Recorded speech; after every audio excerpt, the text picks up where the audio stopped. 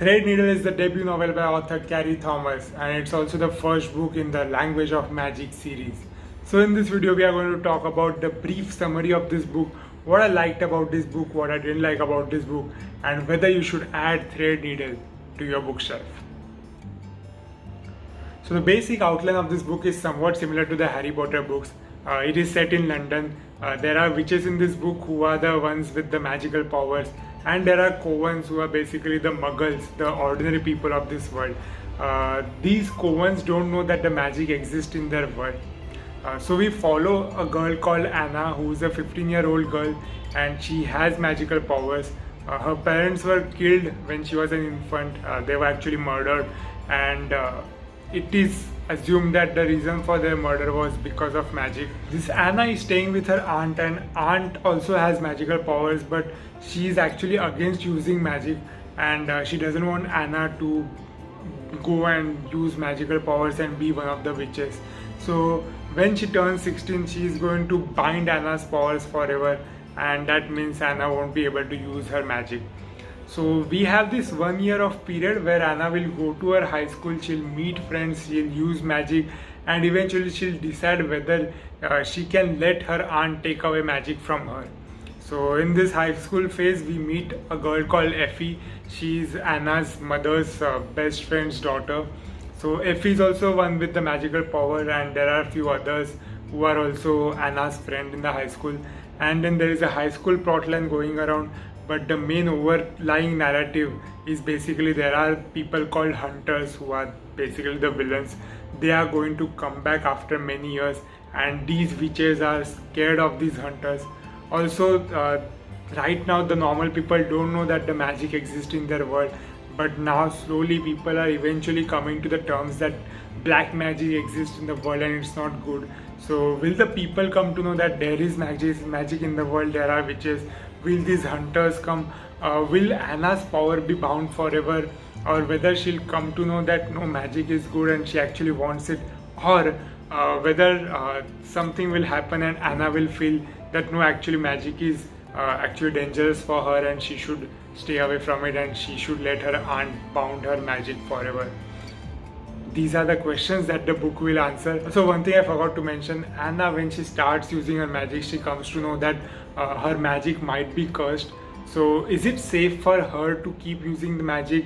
That is also a question which might lead to her taking a decision whether she should let her aunt bind her magic or she should continue using her magic. So this was the basic summary of the book. I won't go into the spoilers. Let's move on to what I liked about this book. So the first thing that I liked about this book is basically the suspense and how the whole suspense unfolds. So the overlying narrative of how Anna's parents were killed, whether they were murdered, who murdered them, and all that suspense is very well kept, and it's planted throughout the whole book, and slowly it unravels, and the outcome is very well handled, and I think it was a logical explanation and logical outcome. So I really liked the whole suspense, how it built, and I was really intrigued to know what happened to her parents and who killed them and everything. Second thing that I liked about this book is its humor. It doesn't do too much with its humor. It uses the humor in its right amount of doses, and basically Anna's friends, Attis and Rowan, they are the ones with the good sense of humor. They are the witty ones. There are some nice comebacks also in the book, and I enjoyed the humor part of the book. Third thing that I liked about this book, and it's probably the most essential part of this book, it's the magic. So there isn't a literal world building going on in this book. The book is set in London, so the world already exists, but the magical element and the magic system is beautifully explained in the book. It's very detailed, and the author has tried to make it a bit more logical. What I mean by logic is that I don't mean it logical in its literal sense, because magic can't have logic. But what I mean is that because there is proper explanation to how witches can cast spell and how the magic exists, I think it just makes it more believable. So basically there are two worlds. There is the physical world and there is the magical world, and the witches are the ones who are basically the translator between the two worlds, and that's how they can cast magic. To cast any spell they basically need three kinds of things. They need magic, of course, they need the language, and they need Hira, which basically means force. So what is language? So language of magic can be anything. It can be a dance, it can be a song, it can be a candle burning, or it can be any kind of thing. It can be a knot, it can be a thread. So a language of magic can be anything. But to cast a spell which needs three things: language of magic, the magic, and force. The fourth thing that I liked about this book is the writing style of the author. I think the author really charms you with her writing style. I know it's the debut novel of this author, so imagine what places she can go. So there is this one scene in the book, it's at the very start of the book, where the aunt of Anna is playing piano, and Anna is listening to the piano. And the way, the feeling of listening to a piano, the sound of music, the way it has been described is absolutely amazing. I really enjoyed the description, and there are a few more such scenes in the book, and I really enjoyed them all. Now let's look at what I didn't like about this book. The first thing being the high school drama. After a very promising start to the book, it was kind of disappointing to see that a lot of the middle part of this book was spent in the high school. The high school storyline was very common, the characters were kind of generic. There is this group of three girls who are the mean girls, and they are rude to everyone, they are annoying to everyone, and they are also the popular ones. Then Anna and her friends are kind of the outcast ones. They are nerds, and people generally don't like them, or they don't know that Anna and her friend exist. And Anna, the main protagonist, obviously falls in love or has a crush on the most popular guy in the school.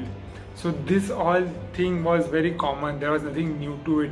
And I understand that a lot of time was spent in the high school to build all these characters for a payoff in the end, but I just think that it wasn't worth spending that much time in high school. Second thing that I didn't like about this book, and it's a very minor thing, that it felt a bit stretched out. The book is of 560 pages, I think, and I think it could have been easily a 450 or 480 pages kind of a book. The middle part, like I said, the high school storyline just went on for a while, and I think a bit of more editing would have made the book more crisper and probably would have been a bit more enjoyable. Still, I loved the world, I enjoyed the characters, and I would really enjoy spending more time in this world with the next book in the series. So now we come to the main question, whether you should add this book to your bookshelf. And if I have to rate this book out of 5, I think I'll give it a 4 out of 5 star rating. So I think if you are a fan of fantasy, or if you are a fan of magic and a magical world, if you are a fan of Harry Potter kind of books and high school drama with it, then I think you should definitely go for this book. You should add this book to your bookshelf. This book is charming and magical and has the right amount of suspense and humor in it. The bigger narrative of the hunters versus the witches certainly calls for future books in this language of magic series. And considering that this is only the debut novel of this author, I am really excited to see what we get in the sequel of this book. I think there are only going to be bigger things. So that was my review of Threadneedle. If you like this video, then don't forget to press the thumbs up button below. Leave a comment in the comment section whether you would add this book to your bookshelf or you're not going to read this book. Subscribe to the channel if you want to see more book reviews and book unboxings and other book related stuff. And I'll see you after your next read.